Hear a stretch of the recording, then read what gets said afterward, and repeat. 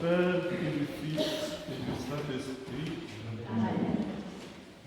Nous célébrons aujourd'hui l'épiphanie, c'est-à-dire la manifestation du Seigneur Jésus aux non-juifs, la manifestation du Seigneur Jésus aux nations. Phanie, cela veut dire la manifestation, montrer.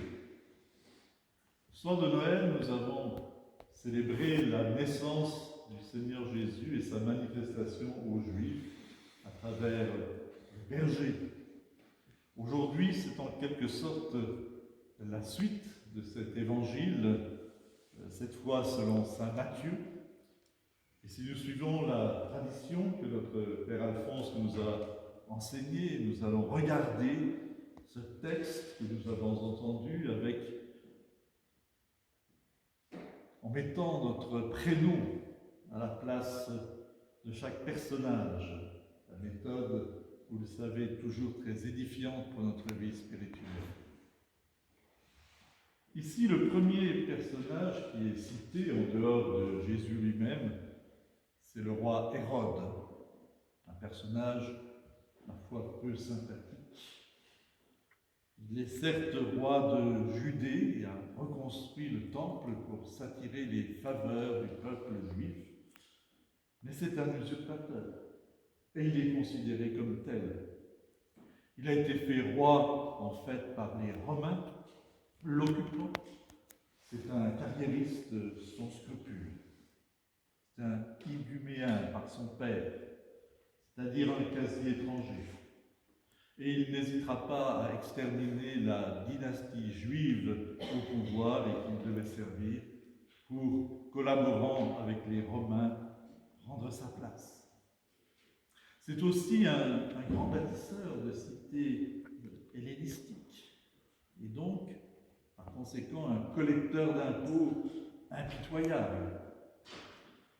C'est le pourvoyeur d'une culture gréco-romaine qui ne respecte pas la tradition du peuple et de l'univers juif. Aussi est-il haï par le peuple, comme par ceux qui l'entourent et qui le servent. Et c'est donc un homme qui a peur de perdre son pouvoir durement accaparé, peur d'être assassiné, et qui s'entoure de protection, garde du corps, forteresse. C'est un homme qui vit dans l'angoisse perpétuelle. Quel beau portrait avons-nous là de notre ego, de notre petit moi, usurpateur incessant de la vraie vie, serviteur de valeurs étrangères et qui éloigne de Dieu, sans scrupules, angoissé, ne connaissant que son propre intérêt. En vérité, on le reconnaît bien là, n'est-ce pas? Second personnage que le texte nous propose, ce sont les mages. Qui sont-ils dans l'histoire et en nous? Dans l'histoire, en fait, on ne sait pas très bien. C'est une référence à des gens qui viennent de loin, de Perse peut-être. En tout cas, pour les Gréco-Romains, c'est un autre monde. Les hommes d'un monde un peu ancestral, qui connaissent la sagesse primordiale. Sont-ils des prêtres? Des astrologues? Des voyants? Peut-être. Des contemplatifs? Sans aucun doute. Ce qui est important ici, c'est qu'ils voient l'étoile à son lever, c'est-à-dire à son principe, à son commencement, et qu'ils se mettent en route et qu'ils suivent cette étoile. Pas une étoile, mais celle-ci, son étoile, dit l'Évangile.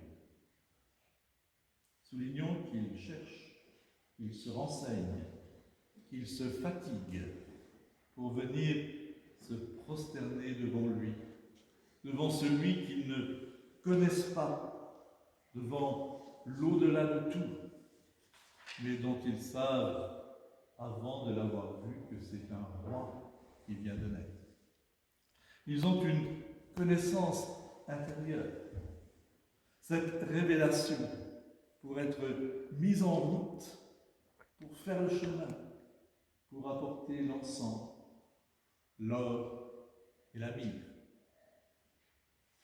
L'encens, c'est une résine précieuse que l'on offre aux dieux, que l'on offre qu'à Dieu, qui produit une fumée odorante qui monte vers lui.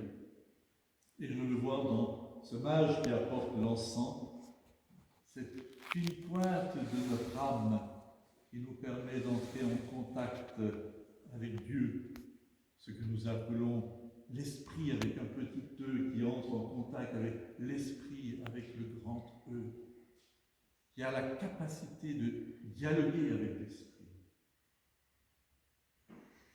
Le second mage apporte l'or.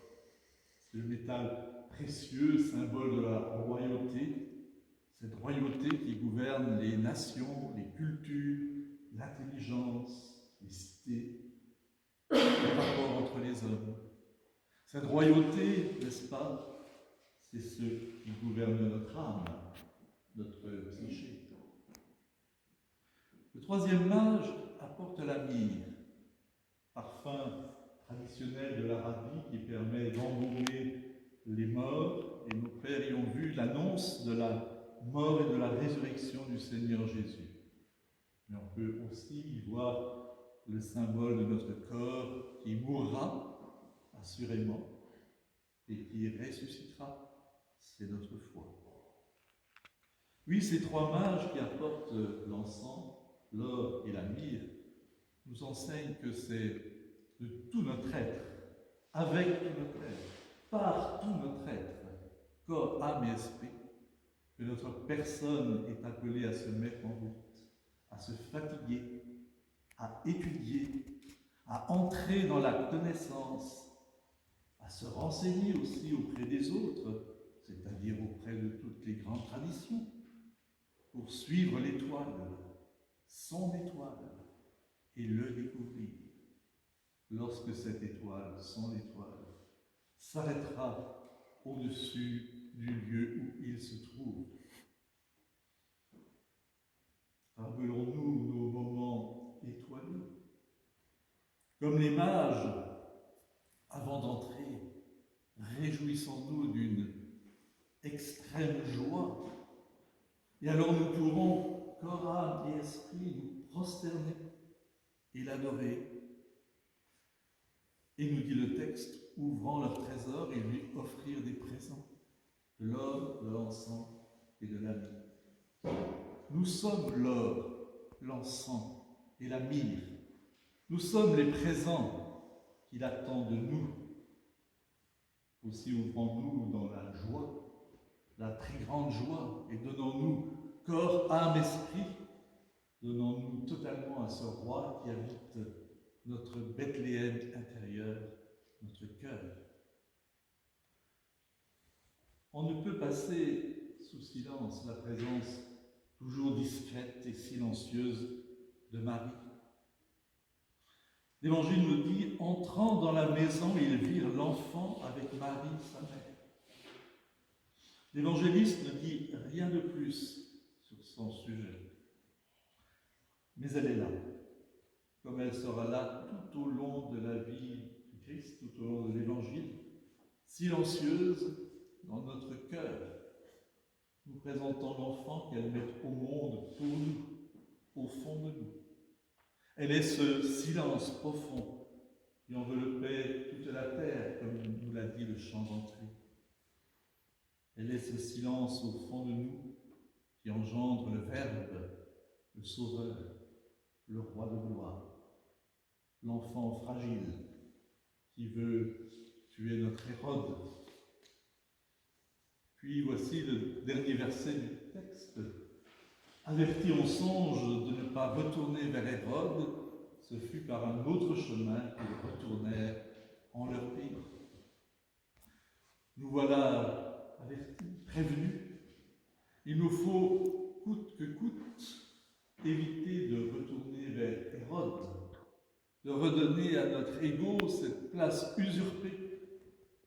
Mais il faut que notre esprit, notre âme et notre corps, libérés de cet Hérode, retournent dans notre pays par un autre chemin que celui qui nous est habituel et qui provoque tant de massacres des innocents en nous-mêmes comme autour de nous.